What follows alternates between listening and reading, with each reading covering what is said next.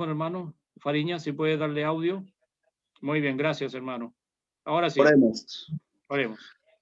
Padre nuestro que moras en las alturas, gracias damos en esta tarde-noche por bendecirnos con este momento en el cual, Padre Santo, seguiremos aprovechando estos momentos, Padre bendito, para seguir indagando, leyendo, preguntando, escuchando todo lo concerniente a tu palabra, nuestro Dios. Gracias por el ánimo de mis hermanos para traer lecciones, Padre Santo, cada noche, cada tarde. Y gracias también por la disposición de los hermanos que se hacen presente de esta manera, de esta forma, en esta plataforma, para así, Padre, escuchar tus sabios consejos. Gracias por el plan de la iglesia en Pan de Azúcar para llevar a cabo este proyecto, Padre Santo, que ha servido de mucha bendición para muchos hermanos, para este servidor y para mucha hermandad en este vasto mundo, Padre. Gracias te damos por bendecirnos.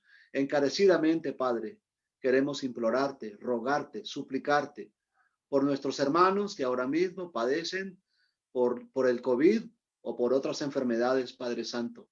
Pedimos que seas con ellos, por favor, usando, nuestro Dios, de tu voluntad y usando de tu majestad, de tu soberanía, Padre Santo, según tus planes y arreglos para cada uno de nosotros, Padre Santo.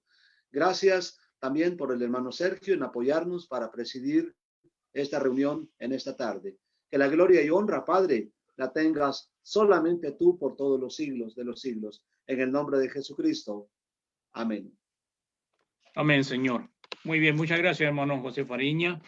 Nos disponemos entonces para iniciar nuestro estudio, agradeciendo desde ya, como habíamos mencionado, a nuestro hermano Oscar Arias por aceptar la invitación que se le hiciera para presentar entonces la lección acerca del matrimonio en el día de hoy. Hermano Oscar, que Dios le bendiga. Gracias por estar acá. Gracias, hermanos. Bueno, Néstor, por la invitación que me hacen. Es un placer y un honor estar con ustedes y tratar con ustedes estudiar este tema en esta tarde. Bueno, voy aquí entonces a compartir lo que tengo para ustedes en esta tarde y venga, yo organizo aquí el asunto por este lado. Bien. Bueno, hermanos, gracias por la invitación una vez más. Me ha sido asignado a hablar con ustedes este tema acerca del matrimonio, el divorcio y las segundas nupcias. Espero que este estudio quede grabado para que usted pueda luego consultarlo. Si no, lo invito y con el permiso de ustedes puede visitar la página web de la Iglesia de Cristo en Villa María, www.iglesiacristovillamariya.org, y allí usted podrá encontrar esta y otras lecciones al respecto. Bueno, hermanos, hablar del matrimonio no es ninguna tarea fácil, porque cuando consideramos las muchas interpretaciones particulares que hay entre la hermandad, es lo que ha hecho difícil este tema. Pero he querido empezar con este diagrama, antes de considerar algunos diagramas, perdón. Recordemos unas palabras de nuestro Señor allí en Génesis 2, versículo 24, que dice, y serán una sola carne.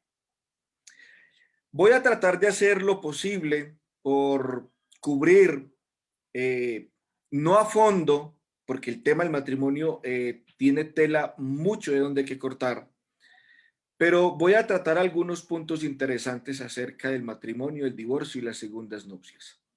La felicidad del hombre en la tierra y en el cielo puede ser determinada por estos tres estados de su vida.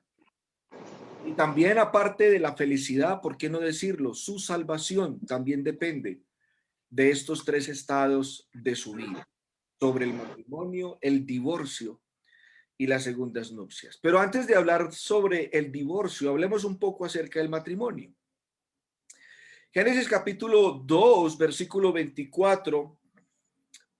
Veo que Dios establece aquí lo que considero las bases y el fundamento de lo que es un matrimonio. Dice ahí la escritura, por tanto, dejará el hombre a su padre y a su madre y se unirá a su mujer y serán una sola carne. Así que el matrimonio tiene tres bases fundamentales.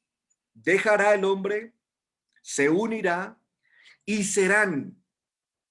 Esos son los tres pilares sobre los cuales Dios estableció el matrimonio. Dejar el hombre a su padre, unirse a su esposa y ser una sola carne. Pero analizando este versículo en un diagrama que hace mucho tiempo consideré, me pareció muy, muy interesante. Quiero entonces empezar con este pequeño bosquejo. Cuando Dios dice dejar, significa una transición. Cuando el hombre decide casarse, cambia de estado, de estar soltero a estar casado. Es una transición que no se debe tomar a la ligera, puesto que el matrimonio incluye e involucra muchas responsabilidades, deberes que se adquieren cuando se dice sí a esa pareja que será nuestro esposo o nuestra esposa. También dice ahí, señala el hombre, señala entonces una madurez.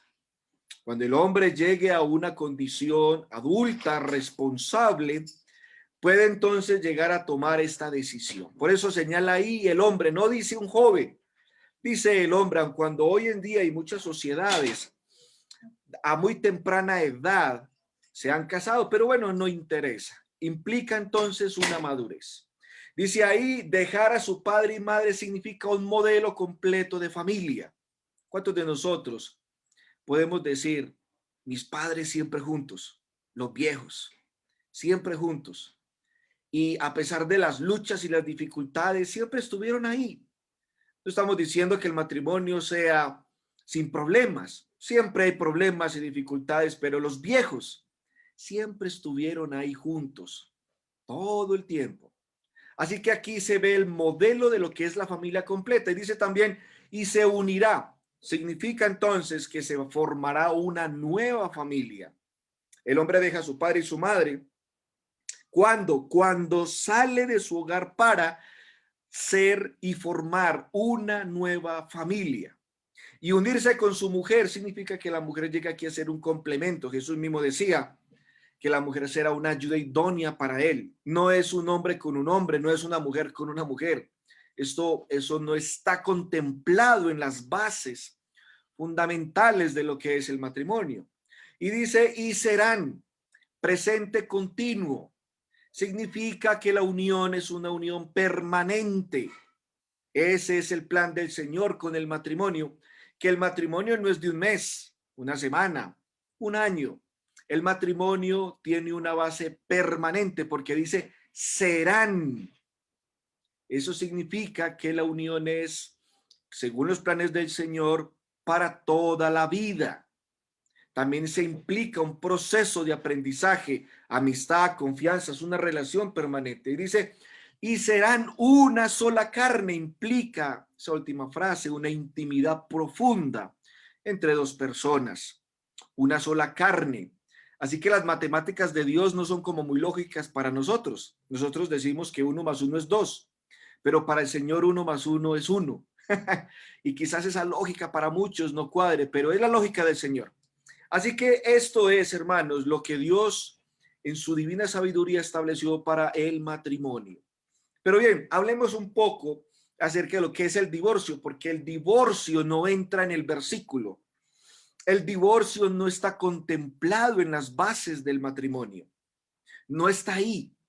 No aparece. ¿Por qué? Porque en el principio no existía el divorcio. El divorcio yo lo considero una bomba nuclear, una bomba que destruye estos principios. Cuando se llega a un divorcio, ya el hombre no es uno con su mujer, son dos, ya hay una división. Ya no serán, eran, más bien, y no son una sola carne, sino que ya no es esa unión íntima entre dos personas, sino que se ha disuelto esta relación. Así que yo creo que en el versículo no se contempla digámoslo de esta manera, el principio del divorcio. No existe, no existía allí en el principio. Bueno, ahora miremos un poco, hermanos, acerca de lo que es el matrimonio. ¿Qué es el matrimonio? Definámoslo aparte del versículo que acabamos de leer en el Nuevo Testamento, porque existen conceptos errados de lo que es un matrimonio. Un matrimonio es una unión, pero no cualquier unión, y no toda unión es una unión de matrimonio. El apóstol Pablo en 1 Corintios 6:16 dijo: ¿o no sabéis que el que se une a una ramera es un cuerpo con ella? Porque dice, los dos serán una sola carne. Aquí el término unirse con esta mujer no implica un matrimonio. Así que las uniones libres, las uniones que actualmente se hacen, que un hombre habla a una mujer y van y toman un apartamento, una casa y se van a vivir, eso de dicen a vivir juntos, eso no es un matrimonio, porque el matrimonio es mucho más que una unión. Es más, en el Nuevo Testamento, ustedes saben que fue escrito en el idioma griego. A veces los hermanos dicen que el griego no es importante estudiarlo, pero el griego es importante estudiarlo bajo ciertos estudios que se hace necesario. Es más, el idioma griego fue el idioma que el Espíritu Santo escogió para revelar su voluntad.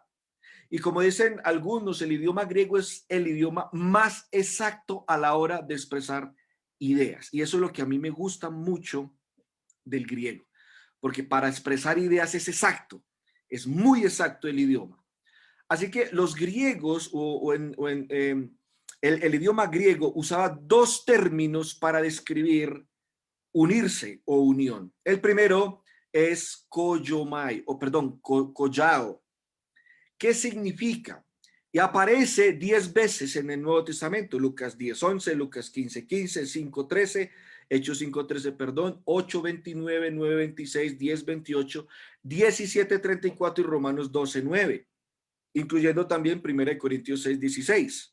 Ahora, el término koyao significa es unirse con otra persona con el propósito de estar en compañía de esa persona.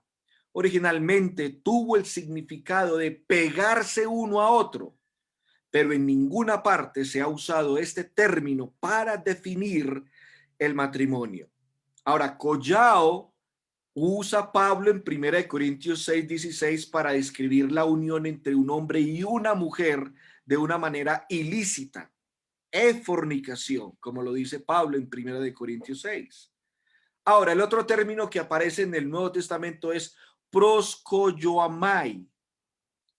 Este texto o esta palabra griega, perdón, aparece solamente 3 veces: Mateo 19:5, Marcos 17 y Efesios 5:31. Y el prefijo preposicional pros, según Marvin R. Vincent en su obra Estudios de Palabras, volumen 3, página 402, dice: el verbo compuesto muestra una unión muy íntima. Esta palabra es usada solamente 3 veces, donde no hay duda de que sí se refiere al matrimonio. Así que una unión de un hombre y una mujer no es un matrimonio. El matrimonio es una unión más especial, más íntima. Y Pablo usó, esta palabra proskoyoamai en Efesios 5:31 cuando hablaba del matrimonio, que no usaría o que no usó en 1 Corintios 6:16. Cuando el apóstol habla de la unión de un hombre con una ramera o con una mujer, Pablo se cuidó mucho de no dar la impresión de que la unión de ese hombre y la ramera era una unión matrimonial, sino que vivían juntos en una relación deshonesta que era causa de desconcierto y vergüenza para el Señor.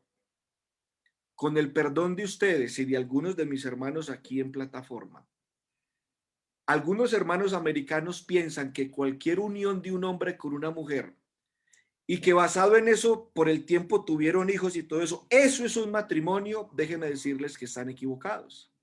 Eso es fornicación.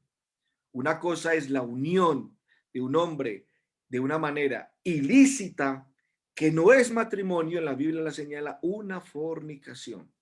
El matrimonio es una unión especial. Por eso, hermanos, mire, nosotros no podemos borrar la línea que Pablo usa o que Pablo usó para definir lo que es el matrimonio y lo que no es una unión matrimonial. Es fácil borrar la línea en que no se pueda llegar a diferenciar realmente qué unión es. Pero bueno, aquí en lo que respecto y en lo que siempre he predicado, lo que respecta en la Biblia, ¿qué es un matrimonio? Bueno, ahora pasemos un poco en estos minutos que me restan. Hablemos un poco acerca de lo que la Biblia dice, lo que es el divorcio. Pero quiero dejarlos, antes de considerar algunos diagramas, con este pensamiento. ¿Qué es más fácil? ¿Encerrar el caballo en el establo para que no se vuele? ¿Cerrarle la puerta al establo para que el caballo no se escape? ¿O salir corriendo tras el caballo para meterlo en el establo y luego cerrar la puerta para que no se vuele? ¿Qué es más fácil? Es más fácil, hermanos, ayudar a los hermanos en sus matrimonios para que permanezcan unidos, que después estar luchando con los hermanos acerca del divorcio y qué van a hacer después de eso. Es más fácil lo primero que lo segundo. Bueno, ¿qué dice la Biblia sobre el divorcio? Es un tema que hay que tocar y que a muchos inquieta, y que muchos actualmente ya han dado o han pasado por esa situación. De mi parte lo siento y lo lamento, que el matrimonio de a muchos de mis hermanos actualmente ya hayan pasado por un divorcio. No es el plan del Señor, pero a pesar de eso, Dios habla del divorcio. Pero, ¿qué dice la Biblia? Bueno, en los tiempos de nuestro Señor Jesucristo existían contratos matrimoniales. La imagen que ustedes ven aquí a la izquierda arriba, el documento es un documento en los tiempos de Cristo, cuando los hombres celebraban sus matrimonios, hacían un contrato de matrimonio. Y el documento que ustedes ven abajo, ya un poco deteriorado, es un certificado de divorcio.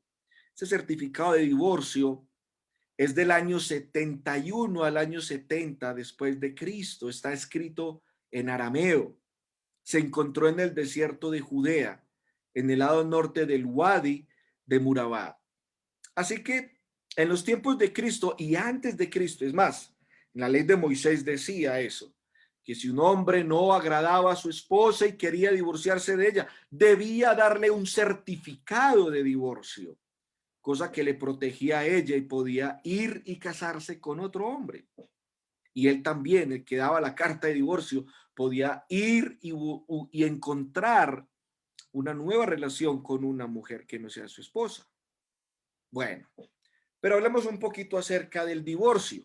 Tendríamos entonces que ir a Mateo capítulo 19, versículo 9. Recordemos que Jesús le habían hecho varias preguntas a los fariseos acerca de, ¿es lícito repudiar a la mujer por cualquier causa? Jesús dijo, no. En el principio no fue así. Por la dureza de vuestro corazón, Moisés os permitió repudiar a vuestras mujeres. Pero entonces Jesús introduce lo que es su ley. Y yo os digo que cualquiera que repudie a su mujer, salvo por causa de fornicación, y se casa con otra adultera, y el que se casa con la repudiada adultera. Antes de considerar este versículo controversial y para muchos muy difícil de explicar, para mí fácil, pero por las múltiples interpretaciones que hay entre la hermandad, el tema se hace bien difícil. Bueno, algunos dicen que Jesús estaba explicando la ley de Moisés, pero eso es un error. Esto no es una continuación de la ley de Moisés, porque Jesús está dando su ley, es su nueva ley que entrará en vigor en el nuevo pacto. Ahora, ¿por qué no creo que Jesús está explicando la ley de Moisés? Bueno, primero porque Jesús dijo que Moisés había permitido que se divorciaran de sus mujeres. Es más, los judíos durante casi 1500 años, que fue lo que duró la dispensación mosaica, estos judíos se dieron garra con el divorcio. Cuando digo garra, no sé si me entienden. O sea, pues ellos hicieron de las suyas en todo el tiempo que estuvo parada la ley de Moisés. Cartas de divorcio a granel, ¿sí? Porque Moisés les permitió divorciarse. Ahora, Jesús dice, momentico, desde el principio no fue así, versículo 8 de Mateo capítulo 19. O sea, pues que cuando Dios establece, hermanos, la ley del matrimonio, no era como decía la ley de Moisés. En la ley de Moisés hubo una concesión de parte de Moisés y Dios reconoce que fue por la dureza de sus corazones. Pero el principio no fue así. Este versículo 8 es necesario considerarlo. ¿Por qué? Porque los discípulos entendieron lo que Jesús dijo. Sus discípulos entendieron evidentemente su afirmación y ¿qué conclusión llegaron? Concluyeron que lo que Jesús dijo era más exacta que la ley de Moisés. Los discípulos concluyeron que lo que Jesús dijo sobre el matrimonio era más exacta, vuelvo y hago énfasis, que la ley de Moisés. Por eso dijeron, si esa es la condición del hombre con su mujer, no conviene casarse. ¿Por qué llegaron a esa conclusión? Porque lo que Jesús estaba diciendo era nuevo para ellos. Así que Jesús no estaba explicando la ley de Moisés. Jesús está dando es lo que sería su ley para el Nuevo Testamento. Tenga en mente eso y tenga presente la conclusión a la que llegaron los discípulos. Bueno, el contraste de Mateo 19 con la ley de Moisés resulta más claro, hermanos, leyendo Mateo 5, versículo 31 y 32, porque Jesús cita la ley de Moisés diciendo, yo os digo, pero el versículo 31 Jesús citó la ley de Moisés. Primero dice, también fue dicho, o oísteis que fue dicho, como también lo dicen algunos versículos en otros temas ahí en el Sermón del Monte. También fue dicho, oísteis que fue dicho, cualquiera que repudie a su mujer, dele carta de divorcio. Pero yo os digo, cuando Jesús dice, yo os digo, hay un contraste claro entre lo que es la ley de Moisés y lo que él iba a afirmar.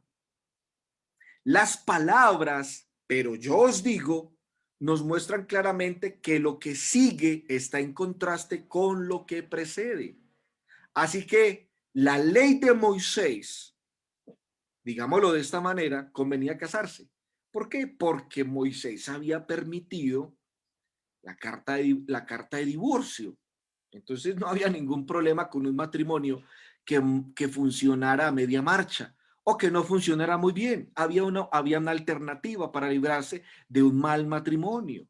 Entonces convenía casarse, pero cuando Jesús dice a sus discípulos, a sus oyentes, sobre lo que él decía sobre el matrimonio, ellos dijeron, entonces no conviene casarse. Es un error decir que Jesús está explicando la ley de Moisés. No está explicando ninguna ley de Moisés. Es un contraste entre lo que Moisés permitió y ahora lo que Jesús enseña. Otros, para debilitar lo que dice Mateo 19:9, o para sacar de lado lo que Jesús dice en Mateo 19:9, algunos han dicho que lo que Jesús dijo entonces, y como no se repitió en las epístolas, no son obligatorias hoy en día. Vuelvo y lo digo, otros creen que las afirmaciones no se repiten en las epístolas, entonces no son obligatorias. O sea, pues, como nosotros no encontramos estas mismas palabras de Mateo 19, Mateo capítulo 5, sobre el matrimonio, el divorcio y las segundas nupcias en las epístolas, entonces no son obligatorias. No aplican porque ni Pablo, ni Pedro, ni Juan, ni otro escribió al respecto. No, y es cierto, no las encontramos. Pero Jesús también dijo, no llaméis Padre vuestro a nadie en la tierra, Mateo 23, versículo 9. Y esto no lo repitió Jesús, perdón, no lo repitieron los escritores de las epístolas. No está, eso está solamente en Mateo 23. Pero nosotros creemos que lo que Jesús prohibió aquí es aplicable para el evangelio, es vinculante en el nuevo pacto.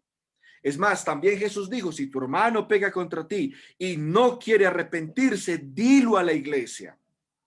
Hemos usado este versículo cuando tristemente toca que disciplinar a un hermano que no quiere arrepentirse. ¿Por qué? Porque es una ley vinculante en el evangelio y es parte del nuevo pacto, pero no está repetido en las epístolas. Las palabras que dice Jesucristo en Mateo 5:32, que dice, hace que ella adultere, tampoco están repetidas en las epístolas, pero son vinculantes en el evangelio y en el nuevo pacto. Jesús dijo, pero yo os digo que cualquiera que mira a una mujer para codiciarla, ya adulteró con ella en su corazón. Texto que también es vinculante o hace parte del nuevo pacto, pero no están en las epístolas. Ahora, si este argumento es válido para sacar de paso lo que Jesús enseñó en Mateo 19:9, Mateo 5:31 y 32, por el hecho de que no esté repetido en las epístolas, es un argumento falso. Es más, Jesús, ¿qué enseñó, hermanos? En Mateo 28 Jesús dijo a sus discípulos que fueran por todas las naciones, predicaran el evangelio, bautizaran, y dice, y después de que hicieran discípulos en todas las naciones, dice el versículo 20, enseñándoles a esos discípulos que guarden todas las cosas que os he mandado. Muchos dicen que lo que Jesús enseñó en Mateo 19 y Mateo 5 sobre el matrimonio, el divorcio y segundas nupcias, se lo dijo a los judíos, pero eso es un error. Todo lo que Jesús dijo lo dijo a los judíos porque él nunca salió de las fronteras de Israel. Todo lo que Jesús dijo, el sermón del monte, sus parábolas, ¿quiénes fueron sus recipientes, sus oidores? Pues los judíos, los discípulos. Si eso es así, entonces ninguna palabra de Cristo, porque como no la dijo sino a los judíos, entonces no aplica a nosotros, es un argumento falso. Bueno, esto es una prueba, hermanos, de que las afirmaciones hechas por Jesús no necesitan ser repetidas en las epístolas para que sean de obligación para nosotros. Estos versículos que acabo de citar, Mateo 19:9, Mateo 5:31 y 32, son obligatorios principios para la iglesia y para los cristianos de esta dispensación que formamos parte del nuevo pacto. Estableciendo entonces este hecho y dando por sentado de que Mateo 19 y Mateo 5 son vinculantes, y espero que me haya hecho entender, vamos entonces a mirarlos. ¿Qué dice Jesucristo sobre el divorcio? Bueno, ya hablamos un poco acerca de lo que es el matrimonio. Hablamos un poco acerca de lo que es el matrimonio. Bueno, vamos a hablar acerca de lo que es el divorcio. En Mateo 19 hay dos clases de divorcio. El primero es el divorcio por cualquier causa. Leamos el texto, dice versículo 9, y yo os digo que cualquiera que repudie a su mujer, salvo por causa de fornicación, y se casa con otra adultera, y el que se casa con la repudiada, adultera. Muy bien, quitemos por un momento la salvedad, bórrela, dejémosla ahí, hagámosla a un lado. Leamos el versículo sin la cláusula. Versículo 9. Y yo os digo que cualquiera que repudia a su mujer y se casa con otra adultera, y el que se casa con la repudiada adultera. Vuelvo y repito, leyendo el versículo sin la salvedad. Entonces, este es una clase de divorcio. Aquellos que se divorcian por cualquier causa. Entonces, hagamos un ejercicio. A y B están casados. A y B son un matrimonio legal. Ellos disfrutan de su matrimonio, es un matrimonio bien ante el Señor. Están casados. Pero se divorcian por cualquier causa. Cualquier causa, vuelvo y repito, no es la fornicación. Por eso les digo, hagamos a un lado la cláusula por un momento. ¿Sí? Estamos hablando aquí del divorcio por cualquier causa. Entonces, A y B se divorcian por cualquier causa. ¿Qué dice el versículo 9? Cualquiera que repudia a su mujer y se casa con otra adultera. Entonces, supongamos que se divorcian por cualquier causa y A se casa con C. ¿Qué dice el Señor? Que esa nueva relación, aunque se casen, están en adulterio. Y el que se casa con la repudiada, adultera. Así que si A repudia a B por cualquier causa o B repudia A por cualquier causa, ambos si se casan, Jesús señala que ambos están en adulterio. Si A se casa con C y B se casa con D, habiendo A y B estando casados y habiéndose divorciado por cualquier causa, esa nueva relación, aunque casados, están en adulterio. A adultera con C y B adultera con D. Eso es lo que enseñó también el apóstol Pablo en Romanos capítulo 7, versículos 2, 3 y 4, que dice, porque la mujer casada está sujeta por la ley al marido mientras éste vive, pero si el marido muere, ella queda libre de la ley del marido. Así que si en vida del marido se uniere a otro varón, será llamada adúltera, pero si su marido muere, es libre de esa ley, de tal manera que si se uniere a otro marido, no será adúltera. Cuando Pablo usa la palabra unirse, se está refiriendo a casarse. Si se une a otro hombre que no sea su marido en vida, pues dice, será llamada adúltera. El término llamada es un presente continuo, porque algunos dicen que el adulterio es una acción que se comete una vez en un tiempo determinado. O sea, pues cuando se divorcia y se casa, ese cuando firma el documento adultera, pero después de ahí ya no se considera adúltero. Eso es una falacia, eso es falso. Dice, será llamada. ¿Cuánto? Todo el tiempo que esté unido la mujer a otro hombre. Si A y C siguen unidos, serán llamados. Todo el tiempo que estén unidos, serán llamados. Lo mismo que B y D, en adulterio.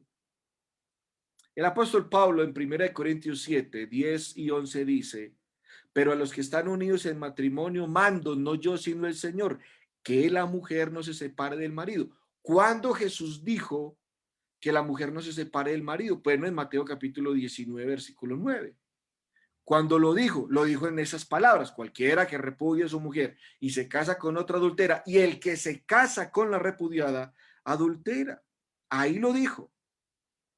Ahora dice, y si se separa, quédese sin casar o reconcíliese con su marido. Bueno, antes de considerar algún divorcio, la pareja debe luchar por reconciliarse, hacer de las faltas perdonables. Y como dice Proverbios, el amor cubre multitud de pecados. No estoy diciendo, hermanos, que el matrimonio sea fácil. El matrimonio es difícil. Por los caracteres, por los problemas económicos, a veces los hijos, bueno, tantas cosas que a veces azotan el matrimonio. Pero si existe la posibilidad de reconciliación, es lo que Pablo apremia. Reconcíliese. Ahora, si llega el momento en que su matrimonio es insalvable, porque ha pasado, tristemente, ¿sí? Entonces Pablo dice, pues sepárese, pero quédese sin casar. Es lo que Pablo dice. Pablo no está añadiendo nueva información a lo que Jesús está enseñando, porque algunos están diciendo, bueno, Jesús enseñó en Mateo 19 que hay una salvedad, pero Pablo en 1 Corintios 7 añade otra, que se llama, o muchos lo llaman, la concesión paulina. No, hermanos, mire, Pablo no añade ninguna nueva información a lo que Jesús ya había dicho, Simplemente Pablo está diciendo en sus palabras, por la inspiración del Espíritu Santo, lo que Jesús había dicho en Mateo 19:9. Si se separa, quédese sin casar o reconcíliese con su marido. Bueno, el otro divorcio que encontramos nosotros en Mateo 19:9 es el divorcio por fornicación. Ahora leamos el versículo 9 con la cláusula. ¿Cómo quedaría con la cláusula? Y yo os digo que cualquiera que repudia a su mujer por fornicación y se casa con otra, no adultera. Y el que se casa con la repudiada, adultera. O sea, pues, cuando el que repudiaba, si no era por fornicación y se casaba, pues adulteraba. Ahora, si es por fornicación, entonces, si se casa, no adultera. ¿Por qué? Porque la cláusula salvo, o como dice Mateo 5:32, a no ser, está modificando el que repudia, mas no la repudiada. Entonces hagamos otra vez el ejercicio. La Biblia dice que si A y B están casados, pero si B adulteró con D, supongamos hay un adulterio, hay una infidelidad. Entonces dice Dios que A puede repudiarlo por fornicación y A se puede casar bajo ciertas circunstancias, ¿no? Obviamente, porque también hay que mirar qué tan inocente es el inocente, ¿no? Porque hay muchos matrimonios que han fracasado en el sentido de que ha llegado a la infidelidad de parte de unos, pero qué tanta culpabilidad también tiene el que se dice ser inocente en la infidelidad de otro, porque muchas veces lo que hacen los cónyuges es empujar a su compañero o a su compañera a que llegue a cometer el adulterio, entonces ahí sí no sería tan inocente. Bueno, cada caso en particular de divorcio y problemas de matrimonio son necesarios estudiarlos a fondo, porque no todo es lo mismo y los implicados es lo que debemos nosotros considerar.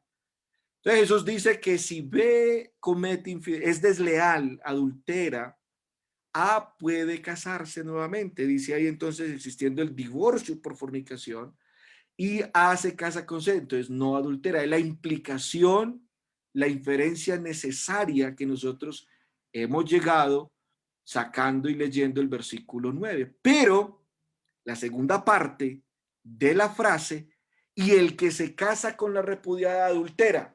Consideramos entonces que esa relación, si D llega a estar con D, estando casados, habiendo sido adúlteros, esa relación es una relación ilícita. ¿Por qué? Porque la salvedad solo modifica la primera parte y no la segunda parte de la frase.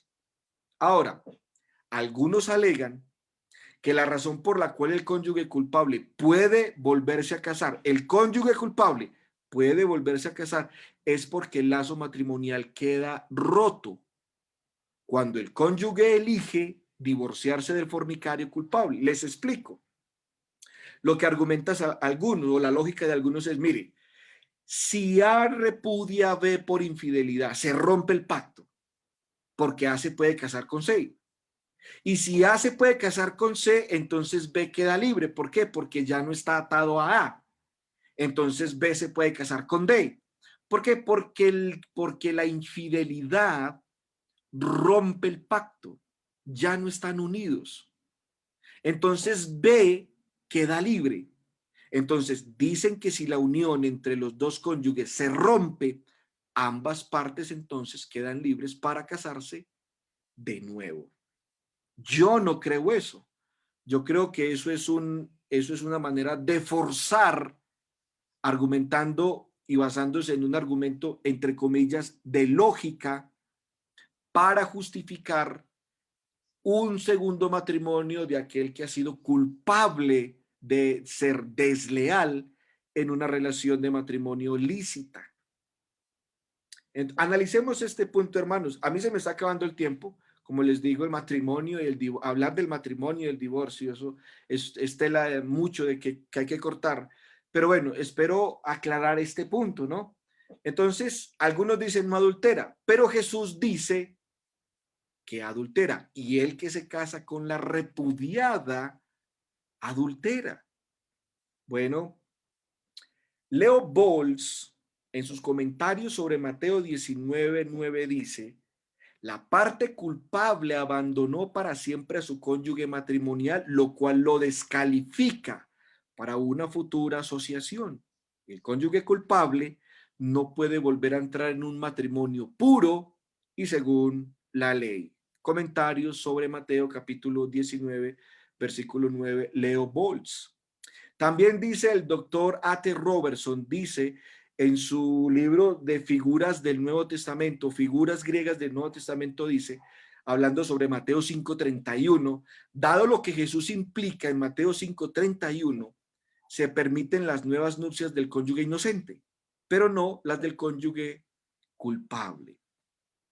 También dice otro comentario, el expositor Nuevo Testamento en griego dice, la última parte de la frase afirma que casarse con una mujer abandonada es adulterio. Comentario sobre Mateo 5:32, página 110. Y también este comentarista muy famoso del siglo pasado, considerado el príncipe de los comentaristas entre la Iglesia de Cristo, J.W. McGarvey, dice, desde luego, el cónyuge culpable no puede casarse de nuevo, puesto que nadie está autorizado de cosechar los beneficios de su mal proceder o de su transgresión. De Ford Gospel, página 242. Ahora, McGarvey, si ustedes conocen la historia de McGarvey, McGarvey antes creía que el matrimonio se disolvía por fornicación y que tanto él como ella quedaban libres para establecer un nuevo matrimonio. Pero McGarvey, años después, cambió su posición y llegó a la conclusión de que el culpable no puede casarse porque entonces estaría cosechando los beneficios de su mal proceder. Ahora, si esto es así como dicen algunos, esto estaría alentando a muchos, dándoles ánimos para que escapen de matrimonios difíciles. Simplemente entonces adultero, se rompe el pacto, me aguanto un tiempo la vergüenza, me aguanto un tiempo la censura, después de que se calmen las aguas, pues me caso nuevamente y partes en novedad. Y como dice la canción, felices los cuatro, felices los cuatro, como dicen por ahí. Bueno, ahora hermanos, gramaticalmente, ¿qué podemos nosotros decir del texto? Ya vemos algunos comentaristas que los consideramos serios en el estudio de las escrituras, pero vamos a mirar cómo está construido gramaticalmente el texto. Bueno, salvo por fornicación es una frase adverbial, modificando el verbo repudiar. O sea, pues cualquiera que repudia, está modificando el verbo repudia a su mujer. Puesto que ocurre una sola vez en la frase, no puede modificar otro verbo, ni siquiera un participio en la siguiente cláusula. Se usa como razón para repudiarla y como razón para las segundas nupcias del que la repudia, pero no es la razón o no es razón para que ella se vuelva a casar. Esto pues, viéndolo desde el punto de vista gramatical. Algunos han dicho, hermano, eso de estudiar la gramática, eso de estudiar el griego, eso no es necesario. ¿No es necesario?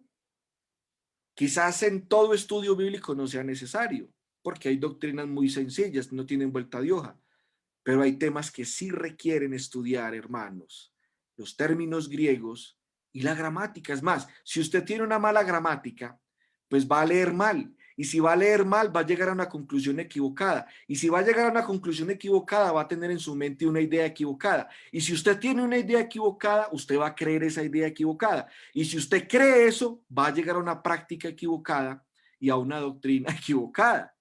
No me digan, hermanos, que la gramática no es necesario estudiarla. Todo predicador de la Biblia debe tomar seriamente el estudio, no solamente de las doctrinas de la Biblia, sino también, hermanos, de la manera en el lenguaje en que se están escritas las palabras, las frases, las oraciones. Es delicado. Ahora, si usted usa otra gramática diferente y llega a otra conclusión, bueno, eso sería tema para escucharlo en otra oportunidad. Pero gramaticalmente está así. Es más, hermanos, dice entonces, salvo por fornicación, Jesús entonces enseñó que hay solamente una razón para divorciarse y casarse de nuevo. Jesús enseña que la persona contra la cual se ha pecado puede divorciarse y casarse de nuevo. La persona contra la cual se ha pecado, no el que ha pecado. Pero algunos de mis hermanos enseñan que el que pecó y se divorció puede casarse de nuevo.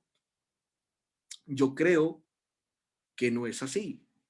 Porque si fuera así, entonces hay dos razones para un segundo matrimonio, de parte de los dos. Jesús da una, ¿sí? Pero otros han levantado la otra razón. Vamos entonces a mirar la razón 1. La razón 1 sería pureza de vida y repudio del pecador, es lo que Jesús dice. O sea, pues el inocente repudió, pues se puede volver a casar. Y la razón que dan los otros es esta: impureza de vida y haber sido rechazado como pecador, pues también le da la oportunidad de casarse y no entrar en adulterio. Según la gramática que manejan algunos y las conclusiones que manejan algunos, entonces Jesús está diciendo que salvo por fornicación modifica a los dos, al que repudia y al que ha sido repudiado. Pero no es, porque salvo por fornicación está modificando solamente la primer parte de la frase, el que repudia, y no le está dando razón porque no modifica la segunda parte de la frase. Así que siempre el que ha sido repudiado por cualquier causa o por fornicación no se puede casar. Es lo que Jesús enseña. Ahora, ¿qué de Mateo 5:32? Pues es lo mismo. Leamos Mateo 5:32. Pero yo os digo que el que repudia a su mujer, a no ser por causa de fornicación, hace que ella adultere, y el que se casa con la repudiada comete adulterio. Bueno, gramaticalmente entonces, ¿cómo sería? A no ser por causa de, es una cláusula adverbial, puesto que modifica el predicado de la frase. Como no se repite en la última mitad de la frase, pienso que nadie puede probar que quede implicado como modificador de cualquier palabra en la última cláusula. Gramaticalmente, ¿qué se está diciendo? Que a no ser por causa de, está modificando la primer parte del predicado de la frase. O sea, pues, el que repudia a su mujer, lo modifica él, pero no modifica la segunda frase, ¿sí? Que dice, y el que se casa con la repudiada comete adulterio. No, no modifica la segunda frase. Y no hay razón para implicar o llegar a la conclusión de que la segunda parte o de que la parte pecadora en este respecto tenga la posibilidad de casarse. Ahora, hermanos, ¿qué palabra en la última cláusula modificaría la frase compuesta? Vuelvo y digo, ¿qué palabra en la última cláusula modificaría la frase compuesta? No puede modificar adecuadamente la palabra casarse, que es el verbo y el predicado de esa frase, puesto que esto haría de la fornicación una razón para realizar un nuevo matrimonio, y ya hemos visto que no tenemos base para tal suposición. Ahora, si esto es así, hermanos, como dicen algunos, que B se puede casar con D porque A se casó con C habiendo repudiado a B por fornicación, y el matrimonio de B con D entonces es lícito, hay algo que también debemos considerar, y es que Dios no hace acepción de personas. Dios es justo, como lo dijo Abraham en Génesis 15:28. Cuando Abraham iba a destruir, Dios iba a destruir Sodoma y Gomorra, una interpelación que le hace Abraham a Dios está en el versículo 25 de Génesis 18. Lejos de ti el hacer tal, que hagas morir al justo con el impío, y que sea el justo tratado como el impío. Nunca tal hagas. Y es más, Abraham tenía toda la razón. Dios nunca ha tratado al justo como trata al impío, o viceversa. Dios nunca va a tratar al impío como trata al justo. ¿Por qué? Porque Abraham dijo, el juez de toda la tierra no ha de hacer lo que es justo. Cuando Dios permite en Mateo 19:9 que por causa de infidelidad solamente el cónyuge inocente se puede volver a casar, eso es justo. ¿Y qué es lo justo con el pecador? Pues que sea castigado. ¿Y de qué manera? Pues perdió el derecho a casarse. Ahora, no estoy diciendo que no tenga la oportunidad de arrepentirse. Claro, puede arrepentirse. Puede arrepentirse y cambiar su actitud, pero perdió el derecho, como el homicida. El homicida, hermanos, puede pedir perdón por un homicidio, por haber matado a su prójimo, pero la ley le condenará y perderá la libertad. Pierde el derecho a estar libre. El pecador o el desleal en un matrimonio y ser repudiado pierde el derecho a casarse. Pienso yo entonces que eso es justo. Mateo 19:9 está aplicada a la ley de justicia. ¿Por qué? Porque el juez de toda la tierra no ha de hacer lo que es justo y el juez de toda la tierra trata al justo de una manera y trata al impío de otra manera. También entendemos, hermanos, debemos entender, como dijo Proverbios 13:15, el camino de los transgresores es duro. Es duro, hermanos, quedarse solo. Sí. Es duro quedarse eunuco para alguien que ha sido divorciado por fornicación. Sí, yo lo entiendo. Pero ¿qué hacemos si la ley de Dios está así? No podemos cambiar la ley de Dios por tener alguna complacencia con el dolor y el sufrimiento de alguien que ha sido divorciado por fornicación. Lo siento, lo siento. Bueno, hermanos, gracias por su atención. Esta es la exposición que, bueno, alcancé a presentar todo lo que quería presentar sobre lo que es el matrimonio, el divorcio y las segundas nupcias. Espero que les haya servido, hermanos, y que tengan todos una feliz noche. Dios los bendiga, hermanos. Muy bien, mi hermano Oscar, queremos dar gracias a Dios, queremos dar gracias al hermano, creo que ha sido una excelente lección, muy bien explicada, con muchos temas y que fueron muy bien resueltos. Vamos a tener una oración para que luego, si hubiese algún comentario, alguna pregunta que quisieran formular al hermano, pues es el momento para hacerlo, pero desde ya, muy interesante. Yo no tuve la oportunidad de estar ayer en la lección de mi hermano Mario, pero me han comentado que estaba muy interesante, igualmente como ahora el hermano Oscar ha presentado una excelente lección. Bueno, vamos a orar. Hermano Luis, si nos puede guiar, hermano Luis Castaño, en una oración, por favor, para concluir con nuestro tema del día de hoy. Vamos a orar. Oremos. Buen Dios y Padre Celestial, gracias por esta noche. Gracias por el tema que hemos recibido. Suplicamos, Señor, que conforme sea tu voluntad nos ayudes. Ayúdanos para que podamos meditar, aprender, aclarar algunos puntos y que todo sea para la gloria y honra de tu nombre. Bendice a las personas que en Facebook están escuchando esta palabra y a los hermanos que están en la plataforma. Y a todo aquel, Señor, al cual le llegue este estudio en cualquier parte del mundo, que tu palabra los haga meditar. Bendícenos a todos, te lo suplicamos en Cristo Jesús. Amén. Amén, Señor. Muy bien, nuevamente, gracias Dios. Quisiera brindar el tiempo que resta para que si hubiesen algunos comentarios, si ustedes estuvieran a bien, emitir algún comentario, hacer alguna pregunta, es el momento para hacerlo. Y hermano José Díaz me levanta allí una mano virtual. Hermano José, te escuchamos. Bien, buenas noches, hermano. ¿Cómo están ustedes? Quiero hacer una pregunta al hermano Oscar. Es en base a una falsa doctrina que siempre anda circulando. Creo que en muchas iglesias de Cristo se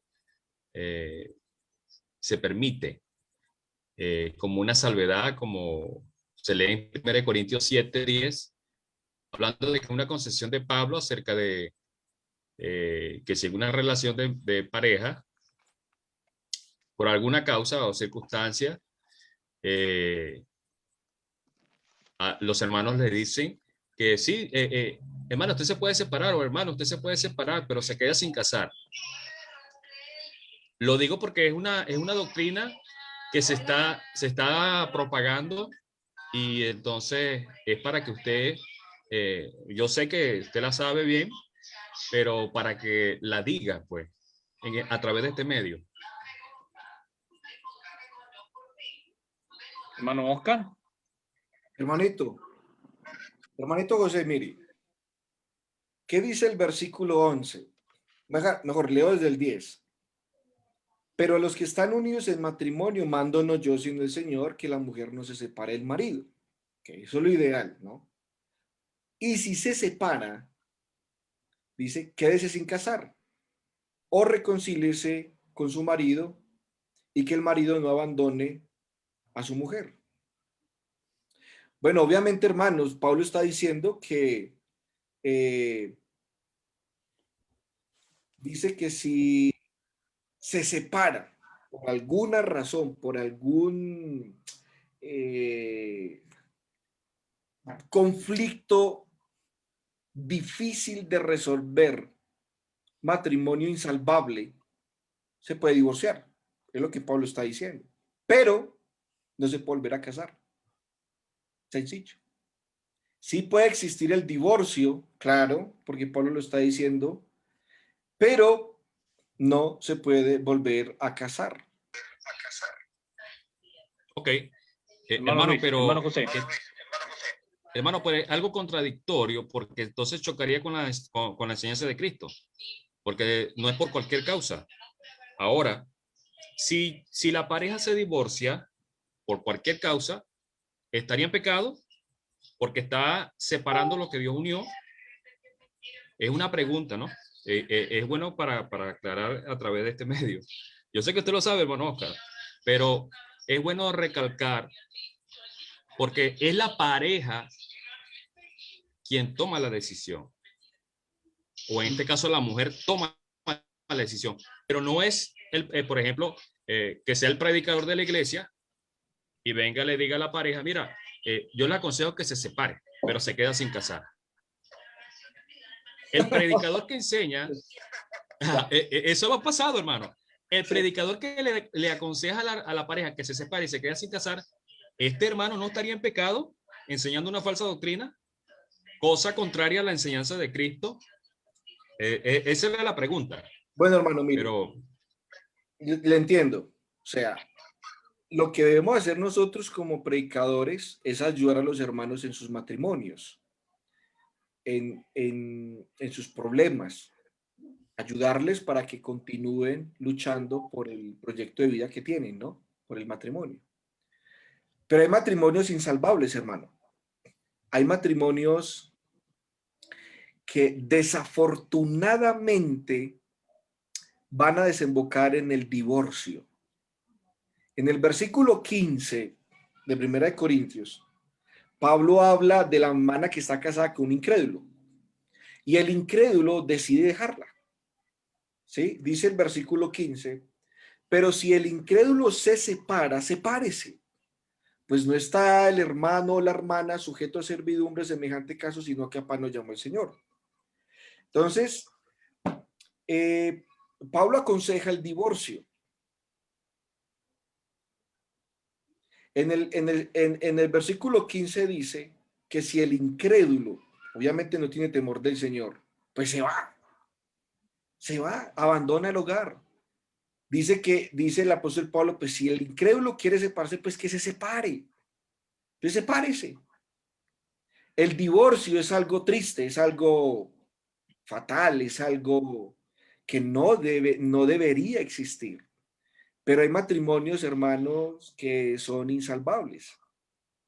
Pero lo que Jesús condena en Mateo 19:9, porque son dos acciones, dice el que repudia y se casa, adultera, no dice que el que se ha sido divorciado pecó, dice el que repudia y se casa, son dos acciones, adultera, es la segunda relación la que es lícita.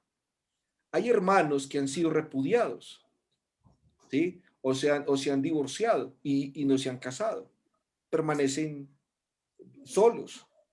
Se rompió el matrimonio, se rompió el vínculo, es triste, es doloroso, separaron lo que Dios unió, Dios aborrece el repudio, pero no se casaron. No los podemos nosotros señalar de que están en adulterio, que están en fornicación o que han pecado. No, no podemos nosotros decir eso. Lo que Jesús condena es el repudiar Y casarse, el segundo matrimonio, es lo ilícito. Pablo no está violando ningún principio de lo que enseñó Jesús en Mateo 19:9, cuando dice que el incrédulo se quiere separar, pues sepárese, no está la hermana sujeta en semejante caso. Pero, como dice el 11, quédese sin casar. Se tiene que quedarse sin casar. Por eso los discípulos dijeron, no conviene entonces casarse. Hermanos, a cualquiera se le puede desbaratar el matrimonio. Yo he conocido hermanos fieles y que por algún motivo, alguna razón de descuido, surgieron los problemas, las dificultades, se les acabó el matrimonio. Y uno está metido ahí con ellos, ayudándoles, pero no, se les acabó el matrimonio. Entonces, ¿qué es lo que Dios dice? Pues no se pueden casar si es un divorcio por cualquier causa. Si es por fornicación, Dios da una salvedad.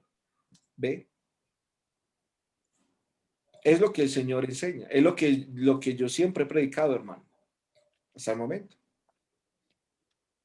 ¿Algo más, hermano José, que te quisiera añadir? Perdón, discúlpame. Antes de que se me olvide, no es una falsa doctrina cuando en determinadas circunstancias tienen que divorciarse. Decía que si quieres agregar algo más, hermano José Díaz. Ok, sí, está bien. Hermano Oscar, pero leyendo las escrituras, dice, lo que Dios juntó, no lo puede separar el hombre. Particularmente veo bueno, este es un caso hipotético, ¿no? Pero es muy común en casi la mayoría de las enseñanzas colocar un ejemplo como tal. Sin embargo, el asunto queda allí porque cuando la persona separa la unión, eso es violar la unión que hizo Dios de antemano, porque lo que Dios juntó no lo separa el hombre. Entonces, lo que quiero decir es que eso es un asunto un poco delicado, ¿no? Porque lamentablemente a veces hay situaciones, como usted dice, que son difíciles de conciliar, pero también hay que ver que también uno de ellos se convierte en pecador por separar lo que Dios juntó. Yo entiendo los problemas. Sí. Cuando se disuelve el matrimonio es un pecado. Se ha infringido. Se ha violado el pacto, ¿sí? Que se estableció. Pero no podemos decir que la persona que se quedó sin casar está mal espiritualmente, ¿no? Está mal espiritualmente si ella vuelve a casarse. Entra en adulterio. Es lo que Dios condena. Claro. Dios condena son las segundas nupcias por cualquier causa. Es lo que Dios condena. Volvemos a confirmar que Jesús permitió el divorcio bajo una razón. ¿Cierto? Dios permitió el divorcio. ¿O no? ¿Está separando lo que Dios unió? Obviamente, sí. Pero Dios está dando una razón. Una razón para que la parte inocente pueda repudiar a su compañero y volverse a casar. Claro. Por eso digo que son decisiones de la pareja, ¿no? Decisiones de la pareja. De que llegar uno trata de conciliar y buscarle la forma de que ellos busquen a Dios en primer lugar, que busquen arrepentirse, pues, de los pecados que están cometiendo, porque es inevitable cuando la persona ya tiene una decisión, pues, volverse atrás, pero es Dios quien ayuda en estos casos, porque la felicidad en el matrimonio la hace Dios, no nosotros. Cuando nosotros cumplimos los mandamientos de Dios, hacemos una relación feliz, placentera y agradable, por supuesto. Pero siempre surgen estas preguntas, hermano. Y de verdad, bueno, yo siempre tengo la inquietud respecto a ese versículo, porque no soy yo quien le dice a la persona, Bueno, hermano, yo creo que es mejor que se separe. Porque si yo leo el versículo me dice, y si la persona toma la decisión, bueno, ya y es un asunto de ellos, y ellos tendrán que rendir cuentas a Dios en dado caso, por supuesto. Pero bueno, es una pregunta, hermano. Dios te bendiga. Buena, me gustó bastante tu clase. Mucho gusto, hermano. Okay. Muy bien, hermano. Gracias, hermano José. Muchas gracias. ¿Algún otro comentario? ¿Algo? Néstor, ¿tú estás señalando algo, hermano Néstor Sánchez? Vamos con Facebook. Diga, sí, adelante. Bueno, en el Facebook tuvimos varias visitas, 23 llegaron a estar. Marta Reina, Norma Mendoza, Marco Esteban Córdoba, Daniela Luna Alfaro, Carlos Andrés Mejía Avendaño, Rosalí de Díaz, Jorge Goncalves, Rispa Rodarte Granado, Elfe García, Hamilton Ricopa, Guillermo Cavazos Luna, Emanuel Naal, Armando de Jesús Pantoja, Hugo Gorma Soto, Orman Bravo, Betsy Porras, Elías Valderas, Isaías Valderas, Janet Araya, Marvin Soto y algunos que se me escapan. Gracias a todos por habernos acompañado desde Facebook y decirles que los esperamos mañana si es la voluntad del Señor, que tengamos vida, salud, y gracias por su apoyo, bendiciones para ellos, para sus almas y las almas de su familia. Eso, hermano Sergio. Gracias, hermano Néstor. Muy bien. ¿Algo más? ¿Alguna pregunta que quisieran hacer? ¿Algún comentario? Hermano Mario, sí te escuchamos. Nuestro hermano Mario Arellano. Bueno, hermano Oscar, gracias por la enseñanza. Estuvo bastante centrada en la palabra de Dios, ¿no? Difiero con usted, hermano, es en la interpretación de 1 Corintios 7, 11, cuando usted dice que, y si se separa, se está autorizando el divorcio. Esa partícula sí es una partícula condicional, pues. Realmente el mandamiento está en el versículo anterior, pues, donde dice, Pablo dice, pero a los que están unidos en matrimonio, mando no yo, sino el Señor, que la mujer no se separe del marido. Y después dice, y si se separa, que el y si es una partícula, quédese sin casar o reconcíliese con su marido. Entonces, sería bueno estudiar esto, pero me da la impresión que la segunda parte, cuando dice, y si se separa, no es mandamiento. Es una condición que está planteando Pablo si llega a suceder, como dice usted, matrimonios que son difíciles, ¿verdad? Que no se pueden reconstruir y que por alguna razón se terminan separando. Pero el mandamiento está en el versículo anterior. En este versículo yo no veo el mandamiento, sino que Pablo le está diciendo, y si ustedes deciden separarse, y si se separan, quédese sin casar, pues. Pero no veo mandamiento ahí. Eso es lo que quería decirle, hermano. Y gracias por la enseñanza porque realmente estuvo muy buena. Gracias, hermano Mario. ¿Algo que acotar, hermano Oscar? Sí, te escuchamos. Hermano, está bien. Perfecto. Gracias por la anotación. Así es. Así es. Señor. Muy bien. Excelente. Hermano Néstor, ¿te escucho? Sí, yo entiendo exactamente el punto así. Existe la posibilidad dentro de una relación humana de que haya una rotura, hay un rompimiento. Y si eso llegara a acontecer, entonces las personas tienen que quedarse sin casar, o sea, sí, quedarse solas, porque el vínculo como matrimonio no se ha roto, porque no ha sido aprobado por Dios. Por eso dice, y si dice, se separa, quédese sin casar, o existe la otra posibilidad, reconcíliese. Si se reconcilia no tiene que volver a casarse de nuevo, porque está casada todavía. El vínculo no ha sido roto. Entonces, y si no se reconcilia y toma otra pareja, cualquiera de los dos que sea, entonces sí va a cometer el adulterio. Y ya no estaría aprobado por Dios, porque la razón no fue lo que Dios mandó. Por eso existe esa posibilidad. En el caso de Primera de Tesalonicenses dice, de Juan, dice, y si alguno hubiere pecado, capítulo 2, verso 1. Si alguno hubiere pecado, o sea, ¿existe la posibilidad de pecar? Sí.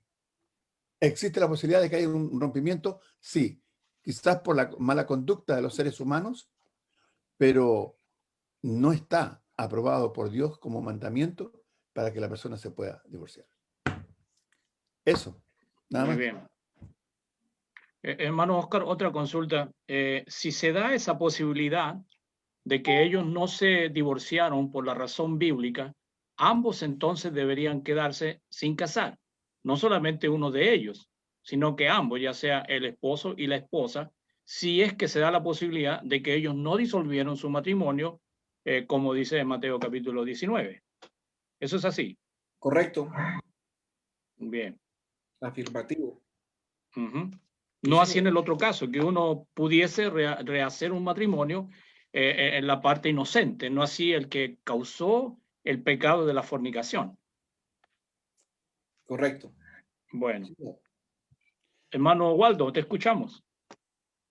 Qué bueno, ahora sí que me separo mi señora, pero no me vuelvo a casar con ni a palo. Buena enseñanza, hermano. Muchas gracias. El tema bastante, yo he escuchado muchas cosas diferentes de esto, pero lo que he visto hoy día que ha sido muy bíblico y muy bueno. Gracias por la enseñanza. Ayer